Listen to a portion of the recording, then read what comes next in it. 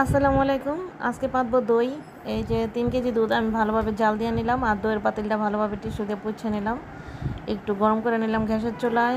আর এই দুধটা অনেক ভালোভাবে জাল দিছি। সাথে গুঁড়া দুধ বা ওই যে মিশাই ক্যারামেল, এগুলো কোনো কিছুই মিশাই নাই, একদম সলিড দুধ দিয়া।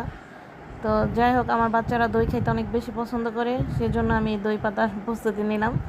এই ফার্স্ট না, আর 2বার পাচ্ছি। অবশ্যই আমার দই জমছে এবং অনেক সুন্দর হয়েছে, মজা হয়েছে খাইতে।